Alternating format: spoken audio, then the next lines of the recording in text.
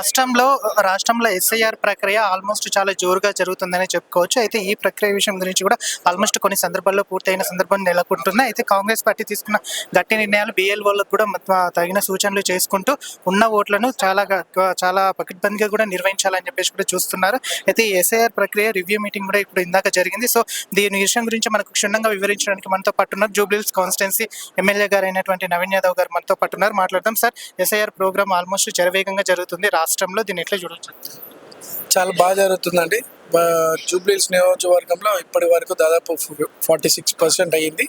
ఇంక ఈ 10 daysలో ఇంకొక 15% రీచ్ అయ్యే అవకాశం ఉంది.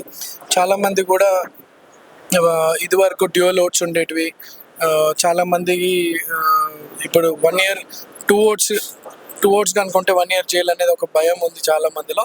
సో దే వాంట్ ఫిల్టర్ వాళ్ళ నేటివ్ ప్లేసెస్లో పెట్టుకోవాలని, గవర్నమెంట్ నుండి వచ్చే బెనిఫిట్స్ను కూడా చాలామంది వాళ్ళ నేటివ్ ప్లేసెస్లోనే వస్తున్నట్టు చెప్తా ఉన్నారు. సో సిటీలో మొత్తం జూబ్లీహిల్సే కాదు, సిటీ అంతా కూడా కొద్దిగా పర్సంటేజ్ తగ్గినప్పటికీ ఉన్నటువంటి ఓటు కాపాడుకునే ప్రయత్నం మేము అందరం చేస్తూ ఉన్నాం. అందులో దాదాపు ఇప్పుడు చెప్పినట్టు 46% అయింది. ఇంకో 15% పెరిగే ఛాన్సెస్ ఉన్నాయి. సో మీ మీడియా ద్వారా కూడా నేను పబ్లిక్ని కోరుకునేది ఏంటంటే, ఇన్స్పైట్ ఆఫ్ బిజీ షెడ్యూల్, అందరికీ బిజీ షెడ్యూల్స్ ఉన్నాయి.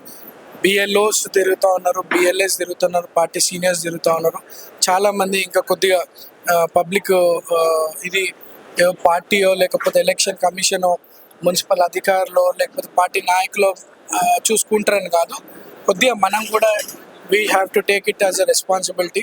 పబ్లిక్ అందరూ కూడా మనం సొంతగా మన బాధ్యత అని చెప్పి మీరు కొద్దిగా ఆలోచన చేసి మీ దగ్గర ఉన్నటువంటి ఫామ్స్ ఫిలప్ చేసి సబ్మిట్ చేయాల్సిందిగా మీ మీడియా ద్వారా కోరుతున్నాం.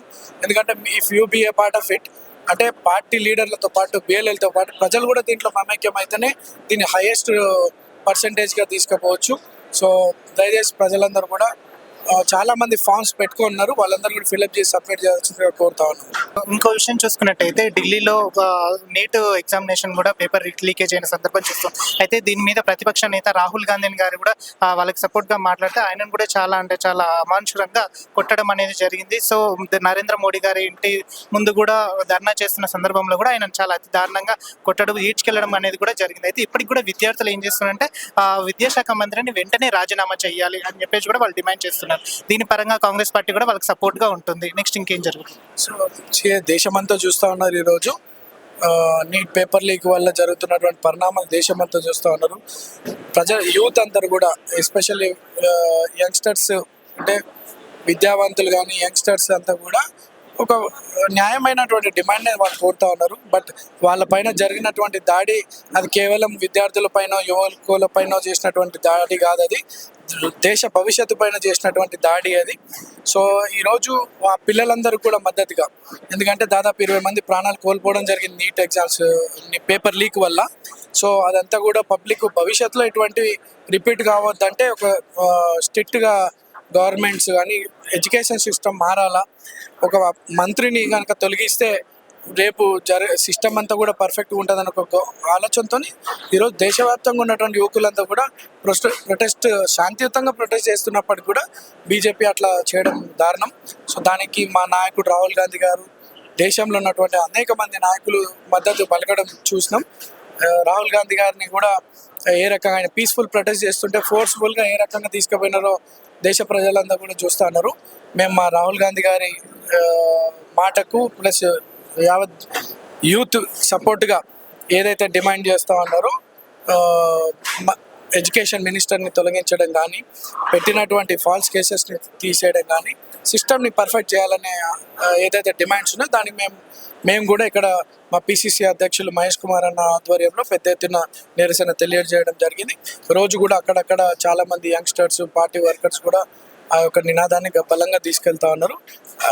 అంటే గవర్నమెంట్ కూడా ఈరోజు బెండ్ అయ్యింది, సెంట్రల్ గవర్నమెంట్ కూడా. But still education system should be change. ఎక్కడైతే బీజేపీ పరిపాలన చేస్తున్నటువంటి రాష్ట్రాలు ఉన్నాయో అక్కడ దాదాపు 132 పేపర్ లీక్స్, గత 10 సంవత్సరాలలో 132 వివిధ ఎగ్జామ్స్కి సంబంధించి పేపర్ లీక్స్ జరిగినాయని ఒక ఇన్ఫర్మేషన్ కూడా ఉంది మాకు. సో ఇదన్నీ కూడా లక్షల మంది విద్యార్థులు, కోట్ల మంది విద్యార్థుల పైన వాళ్ళు ఎంతో శ్రమించి కష్టపడుతున్నటువంటి విద్యార్థులపైన ఎన్నో రకాలుగా ఎఫెక్ట్ గురవుతుంది. వాళ్ళ తల్లిదండ్రుల ఒక సాక్రిఫైస్, పిల్లల ఒక కష్టమంతా వృధా అవుతుంది. ఇటువంటి భవిష్యత్తులో కావద్దని ఇది ఒక ఇంత పెద్ద ఎడ్యుకేషన్ జరుగుతుంది. రైట్ సార్, తెలంగాణ రాష్ట్రంలో ఆల్మోస్ట్ ఇప్పుడున్న కాంగ్రెస్ గవర్నమెంట్ గట్టి ఫైట్ చేస్తుంది, కానీ బీజేపీ మాత్రం ఎందుకు స్పందించట్లేకపోతుంది? వాళ్ళు స్పందించారు. రేపు ఇదే ప్రజలు వాళ్ళకి గత చెప్తారు. Thank you sir. లైక్ చేయండి, షేర్ చేయండి, సబ్స్క్రైబ్ చేయండి. మరిన్ని వీడియోల కోసం బెల్ సింబల్ పై క్లిక్ చేయండి.